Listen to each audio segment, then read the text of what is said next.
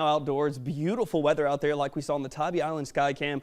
Temperatures pretty much looking at those mid to lower 70s, still a few upper 60s as you work your way closer to the Beaufort area. But gonna look at those mostly clear skies as we head into this evening, so temperatures will be cooling down relatively quickly. We'll be looking at upper 50s by the time we get to 11 p.m. And starting off your work week heading into tomorrow, if you're in some of our inland areas, you're definitely gonna want to have at least long sleeve as you walk out the door, send those kids out to the bus stop. Upper 40s for Statesboro, Metter, also the Sylvania area. We'll be looking at lower 50s here in Savannah, but the nice part is calm conditions, so not going to look for any feels like weather to be an issue in the morning. And as we go into tomorrow afternoon, warmer temperatures come back into play. We'll be looking at mid to upper 70s around the area, at least for most of us. If you're south of the Altamont, could be seeing some lower 80s. No rain chances, and still going to be looking at those lighter winds. It'll be a beautiful day to be outdoors. Plus, we'll still have the dry conditions in place, so it's not going to feel too muggy out there as we head into tomorrow afternoon. But I know it is the solar eclipse tomorrow.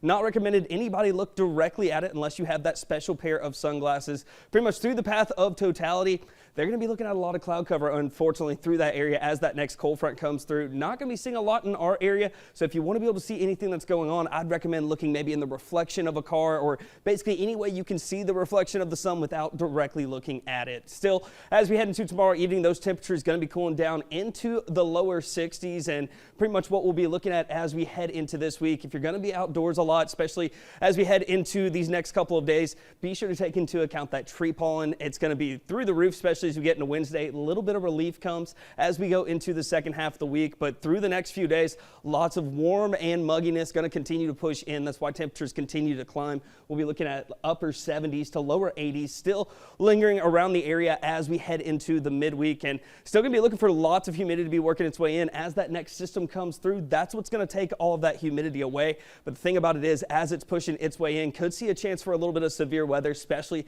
throughout the day on Thursday. Right now, it's looking like the higher chance is going to be for our southern areas, and then after it pushes through, also still going to be looking at gusty winds, 25 to 35 miles per hour out there, so be sure to take that into account. But we'll still keep some of that breeziness with us as we head into next Friday. Still cooler weather looking to work its way in as we head into next weekend. So any weekend plans you have going into next week shouldn't have any issues, but just make sure to stay updated on the latest forecast over the next few days, and you can get those updates in the WTOC weather app.